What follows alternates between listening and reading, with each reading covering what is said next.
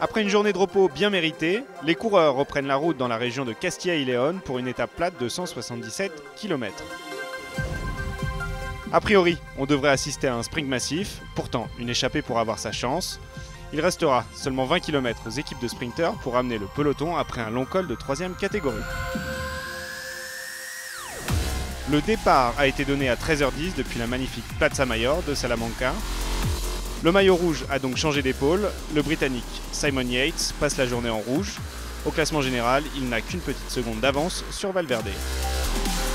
À non partant, aujourd'hui, Dan Martin a quitté la course pour la meilleure des raisons. Sa femme est sur le point d'accoucher. Après 10 jours de course, c'est seulement le 2e abandon. Deux courageux ont faussé compagnie au peloton. L'Espagnol Esquerra et le Portugais Machado composent l'échappée matinale. Les équipes de sprinters se sont relayées tour à tour pour contrôler la course. Cofidis pour Boani, Quick-Step pour Viviani, Bora-Hansgrohe pour Sagan et Trek Segafredo pour Nizzolo. Le décor est planté.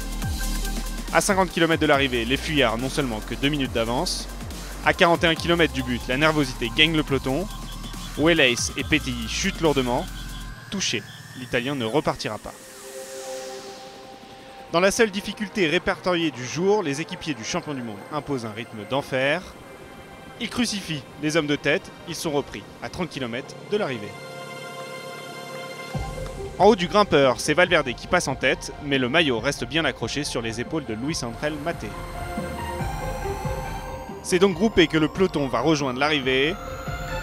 Le train bleu de la Quick-Step emmène le peloton à toute allure vers un sprint massif. À la flamme rouge, Viviani est parfaitement placé dans la roue de ses équipiers. Les autres sprinteurs sont plus esselés. Sagan est toujours bien placé. Il décide de prendre la roue de l'Italien. Boani est en 6e position. Sabatini, considéré comme le meilleur poisson pilote du monde, emmène Viviani dans un fauteuil. L'Italien produit son effort à 150 mètres de la ligne. Personne ne peut le remonter. Il s'offre sa 2e victoire sur cette Vuelta. C'est la 6e victoire d'étape de Viviani sur un grand tour cette saison. Il avait remporté 4 étapes sur le Giro. Il est aujourd'hui à sa 2e victoire sur la Vuelta. Je pense que je suis dans l'un des meilleurs moments de ma carrière et dans la meilleure équipe. Ma famille est venue me voir hier pour la journée de repos. Je pense que je me suis vraiment bien ressourcé et puis aujourd'hui j'étais plein d'énergie pour sprinter devant tous ces champions. Le champion d'Italie remporte donc cette 10e étape au sprint devant Sagan et Nizzolo. Sarro est le premier français, il termine 5e. Pas de changement au général, Yates est toujours leader devant Valverde et Quintana. Aujourd'hui, tous les favoris sont arrivés dans le même temps. Demain, c'est l'étape la plus longue de la Vuelta qui attend les coureurs. Le peloton va longer la partie nord de la frontière du Portugal.